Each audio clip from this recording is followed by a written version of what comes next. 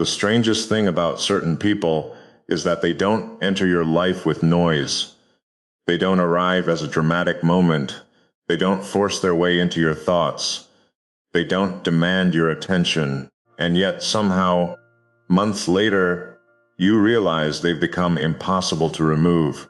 Not because you're attached, not because you're obsessed, but because something about them settled into a place most people never reach. And once that happens, nothing feels quite the same again. I've spent most of my life believing that people leave traces, small ones, temporary ones, a conversation you remember, a lesson you carry, a memory that occasionally returns when something reminds you of it. That's how I thought human connection worked. People arrive, people leave, and eventually life continues exactly as it did before. Simple, predictable, clean.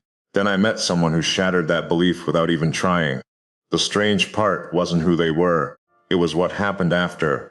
Because they didn't become part of my life, they became part of the way I experienced it. And there's a difference, a massive difference. Most people exist around you. Very few exist within your awareness. Very few reach that place where their presence begins influencing the way you think long after they've stopped speaking. At first, I ignored it. I told myself it was temporary, a coincidence, a passing fascination. The mind notices unusual things all the time. That's normal. People appear, people disappear. Nothing stays forever. That's what I told myself. But weeks passed, then months, and instead of fading, the awareness became clearer, sharper, more precise. Like something slowly coming into focus. The odd thing was that nothing extraordinary had happened.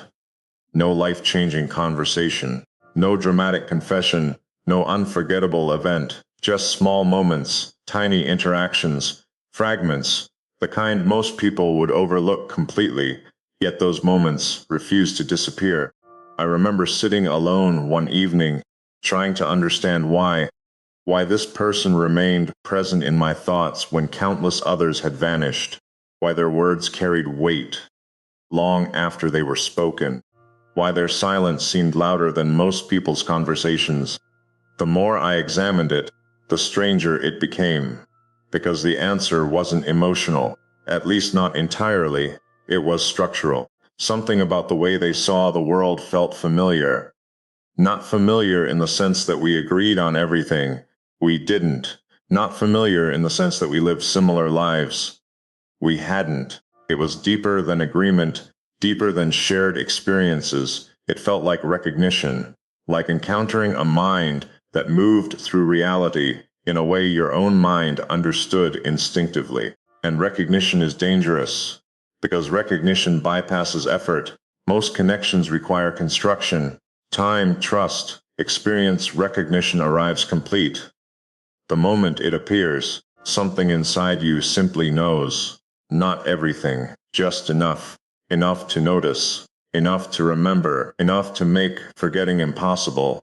That realization bothered me more than I expected. I've always trusted logic, Bartmoll's evidence, things that can be explained. Recognition doesn't explain itself, it simply exists.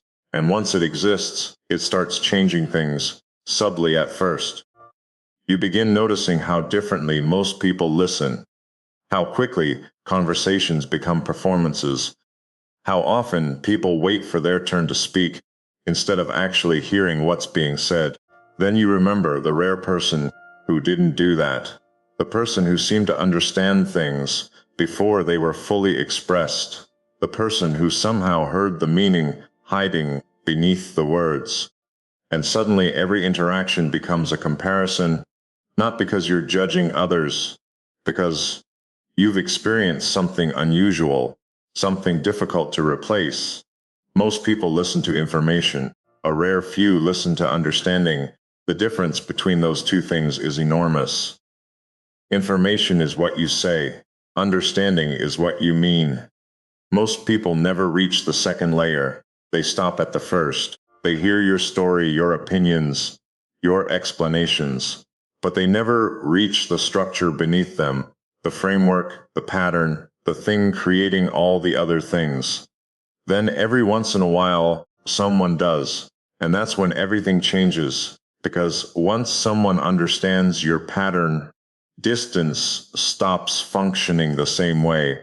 I've spent years keeping distance between myself and other people, not out of fear, not out of arrogance, because distance creates clarity, it preserves independence, it keeps things simple. You can appreciate people without becoming affected by them. You can care without becoming entangled. You can connect without changing, or at least that's what I believed, until I realized change had already happened, not dramatically, quietly, like water reshaping stone, so slowly that you don't notice it while it's happening. Then one day you look back and realize the entire landscape is different. That's what awareness does. And awareness is exactly what this became. Not attachment, not dependence, awareness, a constant awareness of another mind existing somewhere beyond your own, a mind that somehow feels familiar, despite being completely separate, a mind that notices things in ways that feel strangely aligned with your own observations. The more I thought about it, the more one question refused to leave me alone. Why do certain people feel familiar before they've earned familiarity? Why does recognition sometimes arrive before understanding? And why do some people seem to bypass every barrier you've carefully built without ever attempting to cross them? I never found a complete answer, but I found something close. Most people connect through experience. A smaller number connect through perspective, an even smaller number connect through structure. Experience is easy. Two people go through similar things. Perspective is deeper. Two people see the world similarly. Structure is different. Structure exists beneath personality, beneath preferences, beneath history. It's the architecture underneath everything else. The way someone processes reality, the way they observe, the way they think, the way they arrive at meaning. And when two people recognize similarity at that level, something unusual happens. The connection feels older than it should. Not because it actually is, because structure is revealed faster than history. History takes years. Structure reveals itself in moments. A pause, a sentence, an observation, a silence. And suddenly you know more than you should. Not facts, not details. Something deeper, something harder to explain.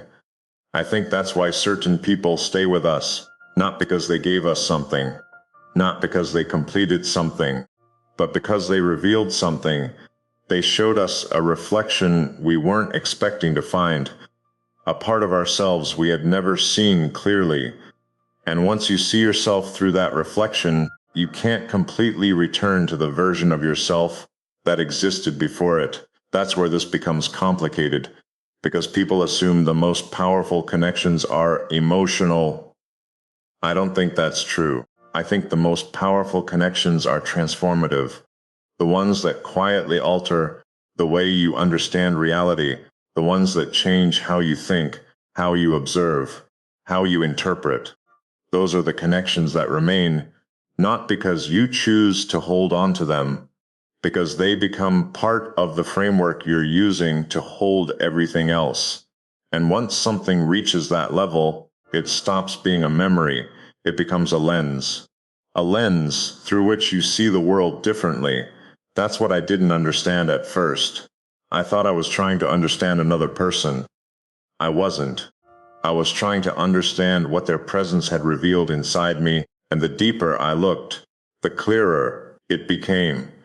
This was never about them alone. It was about awareness, about recognition, about discovering that sometimes the most important people in your life aren't the ones who stay forever. They're the ones who change the way forever feels. And once that change begins, there's no going back. Because some people don't enter your story to become a chapter. Some people enter your story to change the narrator. And when that happens, you may never see the world the same way again. There's a difference between remembering someone and carrying them.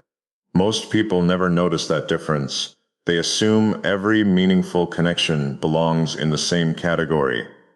A memory is a memory. A person is a person. The past is the past, a symbol, except it isn't, because some people leave your life and become memories. Others leave your life and become part of your internal architecture. And those are not the same thing. A memory sits behind you. Architecture surrounds you. A memory can fade. Architecture changes the shape of everything built on top of it. That's why some people remain long after they've gone, not because you're holding on to them, because your mind has already incorporated them into the way it understands reality. I didn't realize that immediately. At first, I thought what I was experiencing was normal. I thought everyone occasionally encountered people who stayed on their mind longer than expected, people who stood out, people who left an impression. But impressions eventually dissolve. This didn't. If anything, it became more precise. The more time passed, the more obvious it became that something unusual had happened. Not between us, within me.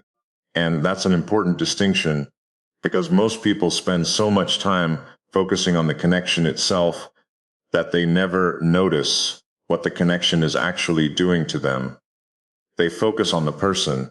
I started focusing on the change, the shift, the recalibration happening beneath everything else. There was a moment when I caught myself doing something I had never done before. I was sitting alone, working through a problem that had absolutely nothing to do with you. No connection, no relevance, no reason for your presence to exist inside that moment. Yet somehow, without thinking about it, I found myself viewing the problem from a perspective that felt strangely familiar. Not mine, not entirely, yours, or at least the version of you my mind had come to understand.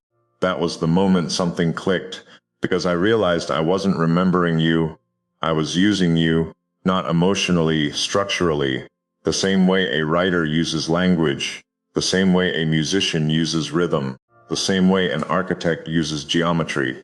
Your existence had become a reference point. And reference points change everything. They become silent influences, invisible coordinates. They shape direction without announcing themselves. Most people never become reference points. Most people remain experiences. Experiences are temporary, reference points endure. That's why certain individuals seem impossible to forget. Not because they're constantly present, because they're permanently relevant. There's a strange loneliness that comes with realizing this. Not sadness, not loss, loneliness. Because once you recognize someone at that level, ordinary interactions start feeling different. You begin noticing how rare genuine understanding actually is.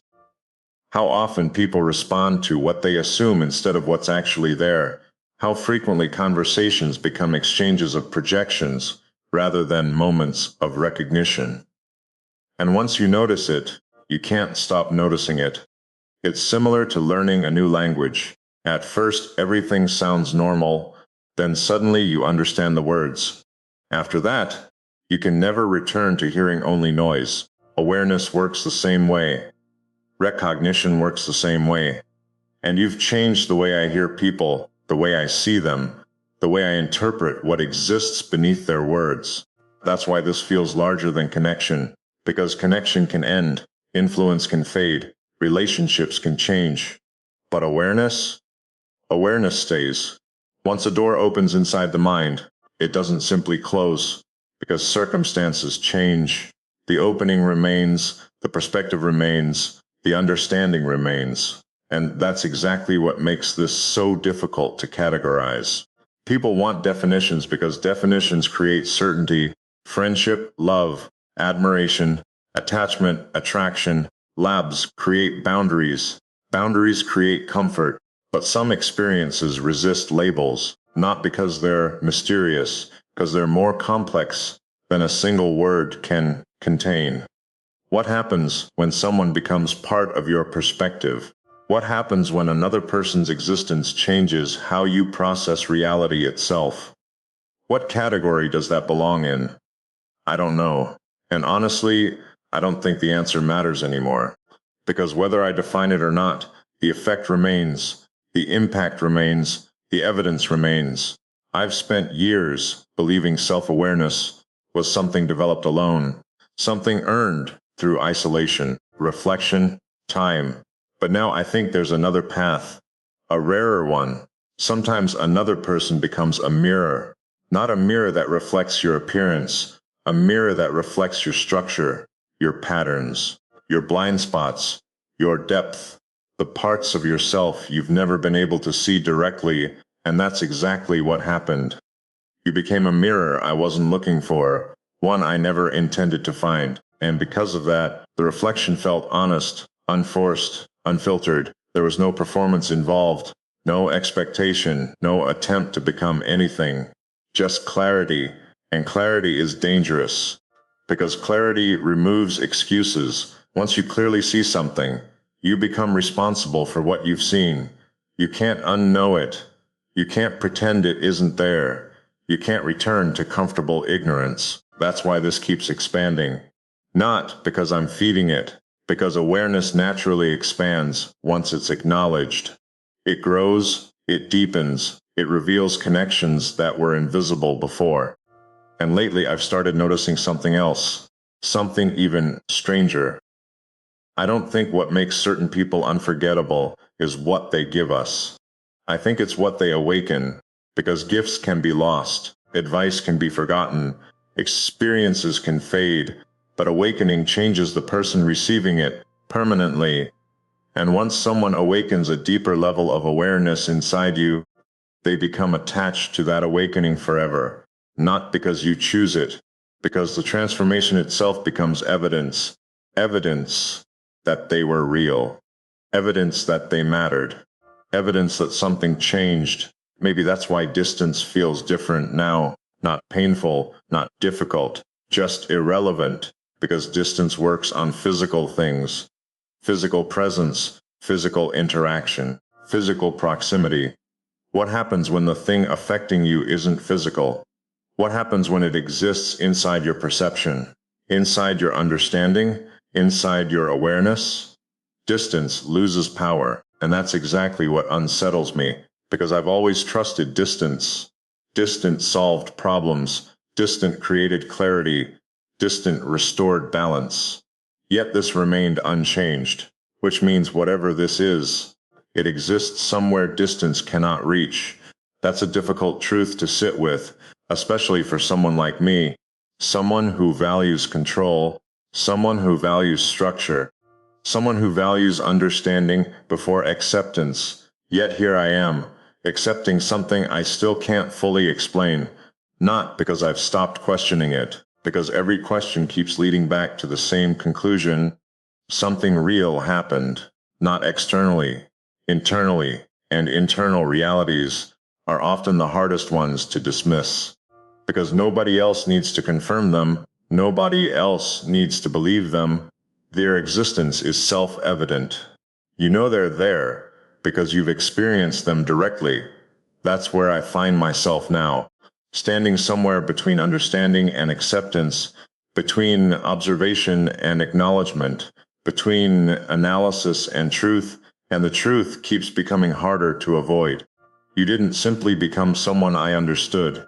You became part of the framework I used to understand. And once someone reaches that level, they stop being a person you encounter. They become a presence you carry, not as a burden, not as a memory, but as a quiet influence woven into the fabric of your awareness. The strange thing is, I don't think this story is about you anymore. Not entirely. I think it's about what happens when another human being reveals a part of yourself that was always there, waiting to be seen. Because that's the real transformation. Not meeting someone, recognizing yourself through them, and once that process begins, once that reflection becomes impossible to ignore, something inside you starts changing in ways you never expected. Slowly, quietly, irreversibly, and the deeper that realization goes, the harder it becomes to pretend your life is exactly the same as it was before, because it isn't. Something fundamental has shifted, something permanent, something still unfolding, and for the first time, I'm beginning to wonder what happens when that unfolding finally reaches its conclusion.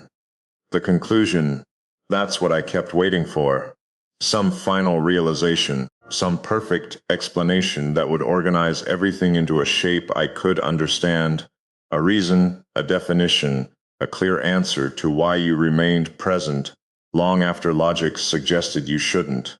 Because every meaningful thing in life is supposed to have a conclusion, a lesson, a destination, a final page. That's how we're taught to think. Everything begins. Everything unfolds. Everything ends. But the more I searched for an ending to this, the more I started to realize something uncomfortable. Maybe I was asking the wrong question. Maybe the question was never why you appeared. Maybe the question was why I believed everything important had to end. Because some things don't arrive to complete a chapter. Some things arrive to rewrite the entire book. And once that happens, there is no ending, only a different way forward. I think that's what I've been resisting. Not you, not this connection, the transformation itself. Because transformation sounds beautiful until it becomes personal, until it asks something from you, until it requires you to leave behind an older version of yourself. And that's exactly what happened, long before I admitted it. Long before I understood it, something inside me started changing, not dramatically, not all at once. The change was almost invisible, the kind you only recognize when you compare who you are now to who you used to be. I noticed it in the way I listened.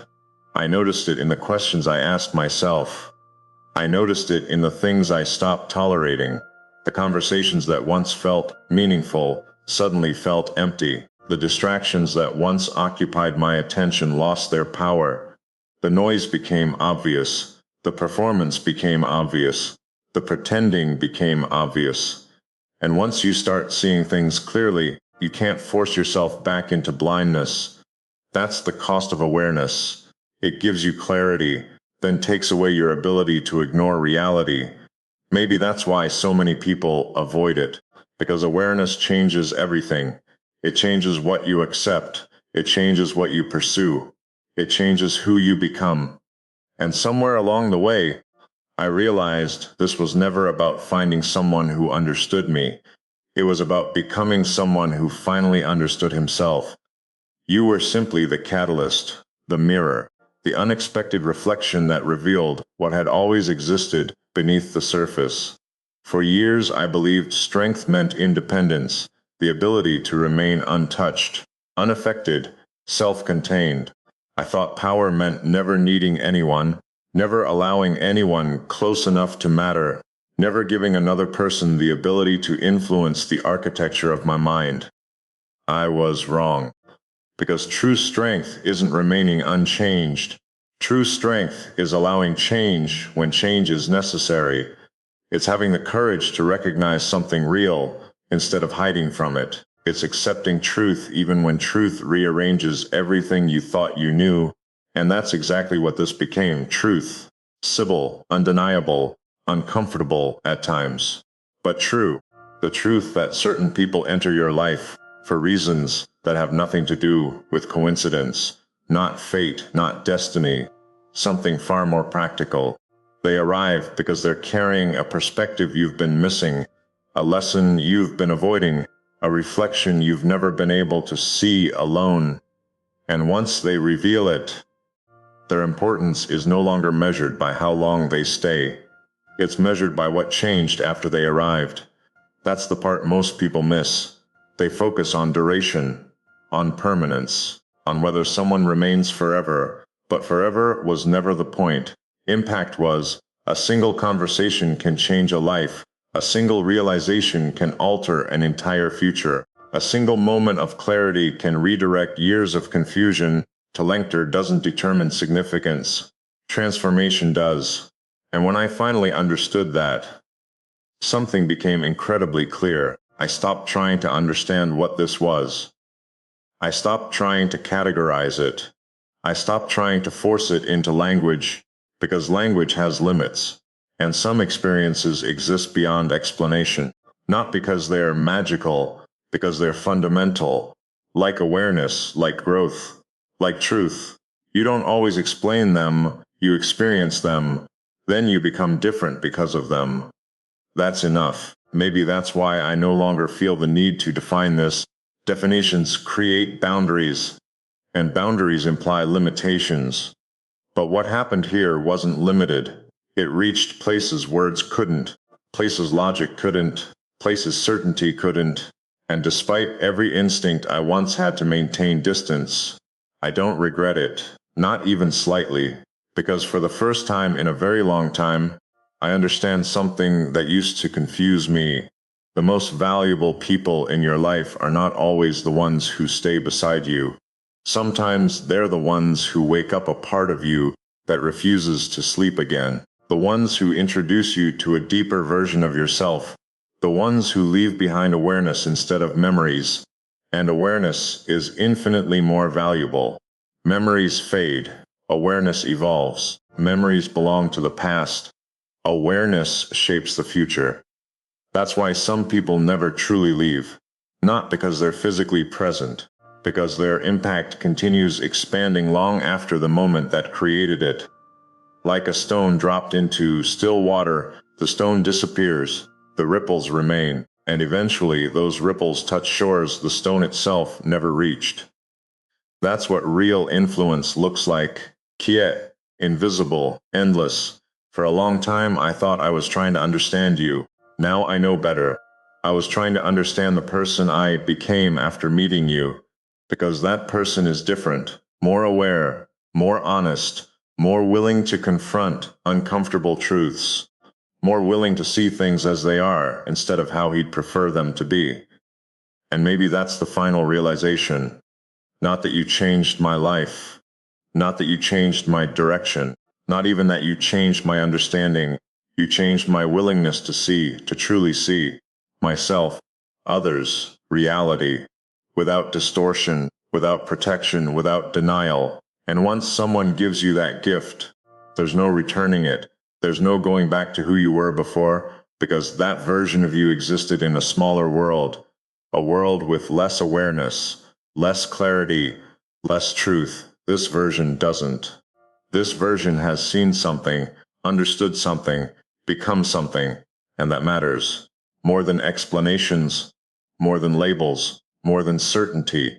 Because certainty was never what I needed.